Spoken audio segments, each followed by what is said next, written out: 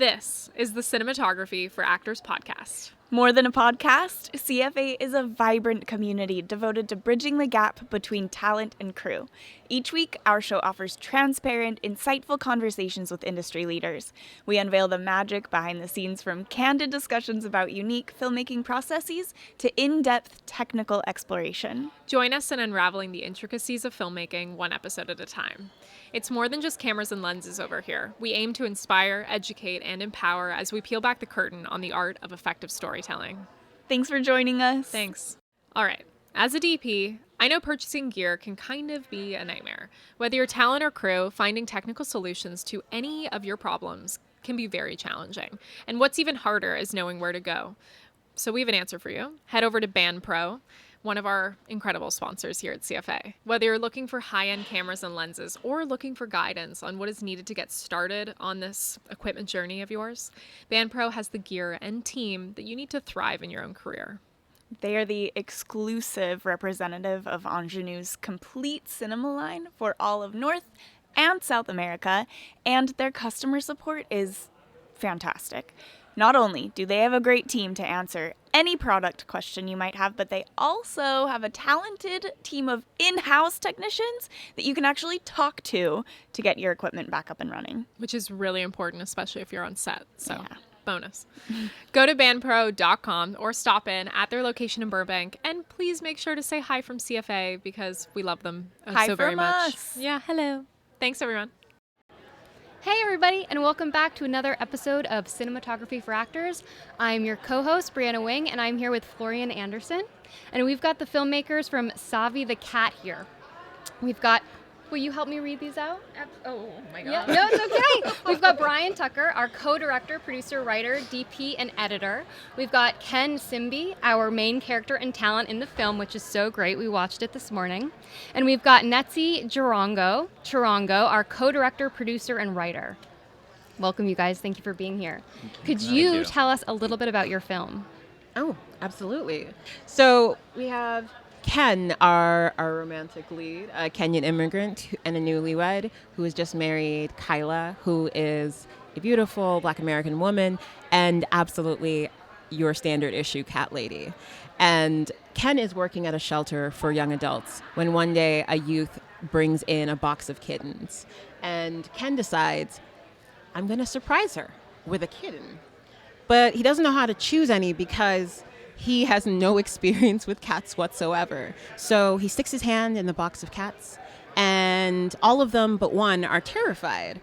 And the one that isn't scratches him, and he says, oh, this cat's got character. I'll take this one.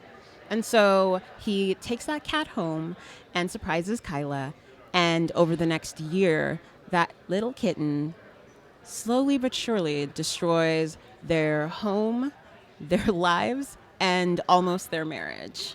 But it's a comedy, and we animated it. And it is such a beautiful story of the things that we do for love and what really matters in the end. That's a great description of it. And one of the things that I love about it is that it is a mix of animation, live action, and archive.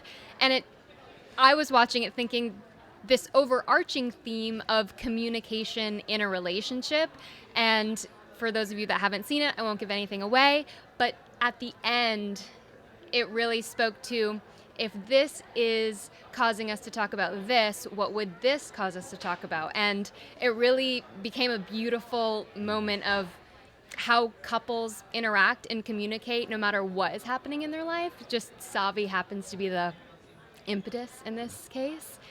But I have a couple questions, one of which for Bryan, how did you come to direct and co-direct this project with Netsie about these guys? Like, how did this all come together? Like, so many documentaries we've interviewed have been autobiographical. The subject has been directing it about their own story. But how did you guys come together to decide to make this? So Ken and I have been friends for about 13 years. We need to figure this out because we always say 12, 14. Yeah, back in college. And so, yeah, we've been in touch all these years. And in 2021, he just told me this story over the phone about Savi. And it just had me in tears laughing. He's always made me laugh. And I just knew, I told him on the phone, I was like, we should make a film about this, but maybe like a little 4-minute short. And so we scheduled to do an interview, and I looped in my friend Netsie because she's a filmmaker, and we had, just been friends, and we had conversations around a lot of things that kind of occur in their story, kind of the cultural differences of, how Americans view pets versus in other countries, because Ken's from Kenya and his wife is Black American. And so Netsie and I went over to do the interview, thinking it was going to be like an exploratory interview, like let's just see how they tell the story together and see what's possible. And I just wanted to hear Kyla tell the story because I knew he was funny in how he told the story, but I was like, I don't really know how Kyla is. And we just did this epic 2-hour interview that had us both in tears, and also just all these surprises, things that we didn't know, things that even I don't even think Ken knew that were going to be shared in the interview. So then we just started to figure out after then, what do we do with this? I love it. And I was also wondering, how did you choose what to animate during the story? We knew that so much of the story took place in the past, so it just would have to be animated. And actually, Netsie and I's early conversations were like, the whole thing is going to be animated. So that exploratory interview, let's chop that up and then re-record Kyla and Ken kind of narrating it in a concise way. But they were so dynamic on camera that as I started to do the edit, I just kept wanting to see them more because they're just the light little marital bickering, misremembering facts, and They're so expressing charming feeling too. You watch it and you're like, funny. I could be their friends. I could hang out with them. It's so sweet. Exactly. So I was like, all that's gonna be lost if we re-script it based off of what the story they shared. Mm-hmm. So then it just became that kind of mix of using live action, archive. They saved all that archive stuff of when Savi was a kitten. Even the phone call, the voicemail. That was brilliant. Which I don't want to say too much because I don't give too much away. But Ken was like, yeah, I still have this voicemail, which is a key part of the story. And I was like, please send that to me right now because that's amazing. And we never really got permission from that lady to use it. But we, her name's not mentioned. So that's a little bit. What I love about your film is that it starts only with the cat animated. We never see the real cat until later on. Yeah. And I almost wondered if this was a real story or it's they're making up this cat until we see it. When was it intentional to show him at a certain point of the story? Absolutely. As we were talking about sort of how we bring people into the story, we wanted to showcase the worst possible moment because the reality is that, when things are going terribly wrong with our animals or in our lives, realistically, we don't take out a camera and go, hey, let me document this.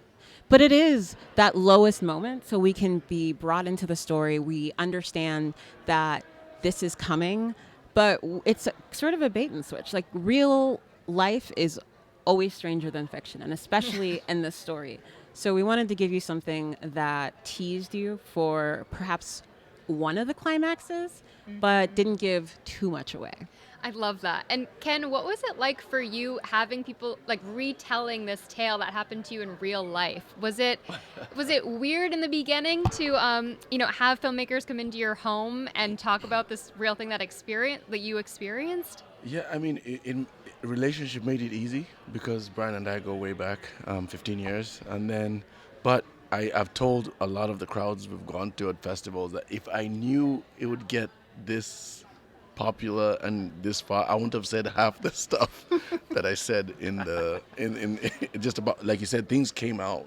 And I was like, 6 friends are going to watch this. It's good. That's but then, so much of the charm because you're so candid. Oh, thank you. And then the animation of Savi lends itself to your sense of humor too. So you are sort of projecting a personality on Savi for the audience since we don't know Savi as intimately as you do. Right. So then the animation almost brings this personality you've talked about to life, at the end when there's this shot of Savi calling. Finding me. Yeah. That clown. I have to give a shout out to our animator. She was not here, Freya Whitney, but Netsie and I did the cut, and then we were looking at animators, and they're so expensive. And we had this cut sitting for about 6 months where it was like 18 minutes and it had kind of like footnotes on screen of where we saw animation. And I had emailed Freya from a recommendation from her, I think one of her like college professors, but she had switched her email address, so she didn't get back to me till 6 months later. And then she was like, "Oh my gosh, is this project still happening? Can I do it? Like, I love this." And I was like, "Yes, we've been waiting just like to find an animator that, is young and hungry that we could afford." And so it was just all like the stars aligned. So Do you know what software she used to do the animation? I think After Effects. Okay. There was maybe one other thing that I can't remember that she used. What is notable about this is that initially, she was using some type of animation software, but we didn't actually like the way that it looked. It didn't feel authentic, and especially because this story is genuine and raw. Like, it felt necessary to do like hand-drawn animation. And so Freya literally hand drew every single thing you see. I mean, Wow. It's exceptional. truly gorgeous. Yeah. From that very first like opening sequence, like that very like that where as the film starts, there is that plate, where you're like slowly zooming out and you're like taking in the whole world, and it's so beautiful because there's so many things to look at, and then that initial title sequence comes up, and it's just like so impressive how every detail tells the personality of the couple and the cat, and that's really well done because it's not just like a title card. Like, every part of the animation and the fonts and the colors lends itself to pushing the story forward. So that's why we enjoyed it so much, especially. So bravo, you guys. Yeah. And Well, you mentioned color, so I did not know. I was like, Netsie, I love the colors you use. No, sorry, not Freya. I love the colors. Like, where'd you? It's like, I got them from your clothing pattern. Oh I'm my like, gosh, "Wait, that's what?" fantastic. No wonder I love it so much. Netsie like mined like Facebook all these photos of Ken. Yeah, I and, did like, not know that. He dresses like this normally. Oh my gosh. Yeah. Well, unfortunately, we do have to wrap it up, but thank you guys so much for coming to talk to us about the movie. Thank you, And I guys. can't wait for everybody to see it. Guys, Yeah, thanks us for- too. Thank Bye, you. guys. Join us in bridging the gap between talent and crew. Start by subscribing on your preferred podcast platform. Sign up for our newsletter to stay up to date on vendor discounts, community events, new podcast releases, and you can educate yourself through our free course releases on YouTube. It all starts at cinematographyforactors.com, and if you like this episode, consider leaving a review to make it easier for fine folks just like yourself to find us. We have some super exciting news. CFA has teamed up with We Make Movies to offer you a discount on production management services, including access to comprehensive production insurance, workers' comp for your next shoot. All you have to do is visit wemakemovies.com/insurance and use code CFA23 on your intake form for 10% off your quote. Also, we've just partnered with We Audition, which I'm sure you know I'm very excited about, to offer you 25% off your membership. Use code CFA25 to get that membership for only $7.50 a month or $75 a year.